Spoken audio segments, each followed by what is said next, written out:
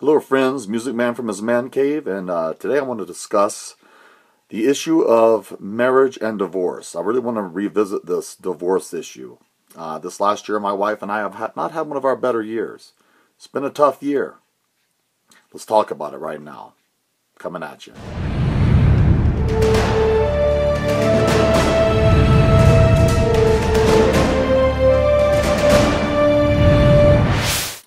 Well, divorce is rampant in our society. Even among evangelical Christians, only half of them have a chance of even making it. And I think the reason that I've evaluated and gotten down to is I think it's because people can afford it. Or they think they can afford it. What are the reasons people are getting divorced? Well, I don't feel in love anymore. I don't love this person anymore. Yet you look at the guy's wife and she's beautiful. Or you see the husband and he looks like one of those, supermodel men, wearing Guess jeans. Those are people that are getting divorced. And you're going, what is the problem here? And especially if they're Christians, what's going on? Well, like I said, I think the only thing I can come down to is, first of all, when they got married, they had unrealistic expectations about what marriage is like. That person, that when you marry them, I married a beauty, beautiful eyes, black hair, and when you're married for 25 years, which I'm going on this year, the most important thing before you marry anybody, and you call it for life, is can you tolerate them? Now, can you tolerate them? Can sometimes you have a really big blowout, a big fight, and walk off and cool off and realize I choose to love this person. The second thing is love is great. And Betty by time, having great Betty by time is great, but I think it's not going to hold your marriage together. You can joke about it all you want, but it's not going to hold your marriage together. What's going to hold your marriage together is, do you like that person, and do they cover your blind spots? My wife is a tremendous mathematician. She has tremendous organizational skills. And as you look behind me, here in my man cave, here one side is kind of I didn't quite get this organized before I even shot the video here. I'm organized about some things. See up there? I organize those. But other things I'm very disorganized about. At my job, I've learned from her, and she's helped me with my blind spots. I'm very organized at my job. However, I never put my keys the same place twice, where she hangs her keys on a hook. You understand what I'm saying? You cover each other's blind spots. I can do plumbing.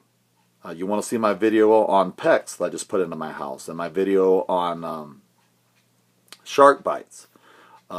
She has no idea. She just knows she turns the spigot and the water comes out. She doesn't check the oil on the car. She doesn't check the fluids. I've showed her how, and she's like, you deal with that. That's your thing. So we cover each other's blind spots, and that's what you have to look at. And then, of course, most people don't realize that divorce is financially devastating for both parties.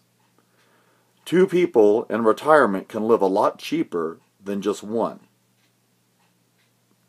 Take a close look at it. It's the facts.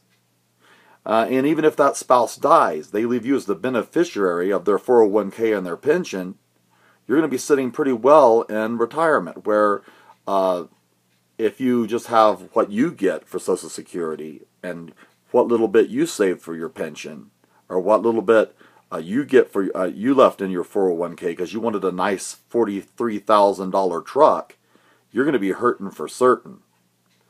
So my advice is, before you make any rash decisions and start throwing the D word around in your marriage, you better really think it through. You better think it through carefully.